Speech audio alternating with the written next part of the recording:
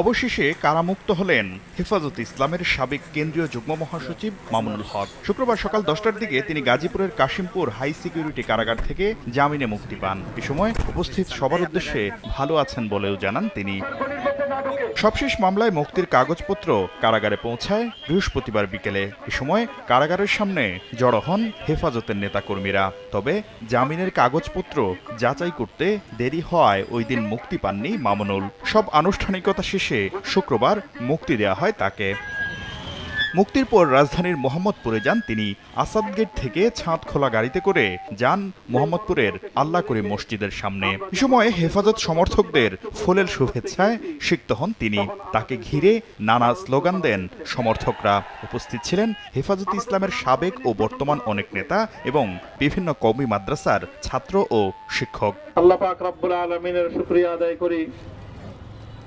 আল্লাহর দ্বীনের কথা বলার অপরাধে যখন আমাদের সন্তানদের লাশ এবং তাদের রক্তমাখা বুলেট বিদ্ধ সেই মরদেহকে সামনে রেখে আমরা যখন আমাদের ন্যূনতম প্রতিবাদটুকু উচ্চারণ করতে গিয়েছি, তখন আমাদেরকে কারারুদ্ধ করা হয়েছে,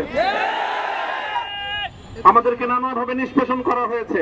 জমিনে আল্লাহর দ্বীন কায়েম করতে চাই। আমাদের তাআলাউ ইলা কালিমাতিন সাওয়াইন বাইনানা ওয়া বাইনাকুম, এই এক মন্ত্রে উজ্জীবিত হয়ে আল্লাহর দ্বীনের ঝান্ডা সমুন্নত করবার এই আন্দোলন এবং সংগ্রামে আমি নিজেকে উৎসর্গ করার ঘোষণা করছি। 2021 সালের 3 এপ্রিল নারায়ণগঞ্জের সোনারগাঁয়ের রয়্যাল রিসোর্টে এক নারীর সঙ্গে হেফাজত নেতা মামুনুল হক অবরুদ্ধ হন।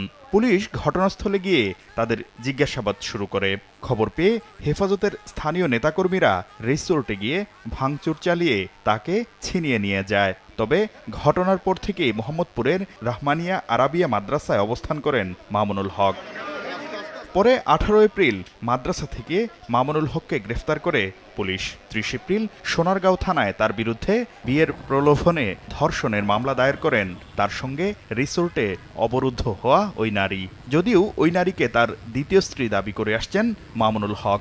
এরপর ওই মাসেই দেশের বিভিন্ন স্থানে তার বিরুদ্ধে রাষ্ট্রদ্রোহ সহ অর্ধশতাধিক মামলা হয়। পরে সেসব মামলায় তাকে গ্রেফতার দেখায় পুলিশ। শাকির আহমেদ, সময় সংবাদ, ঢাকা।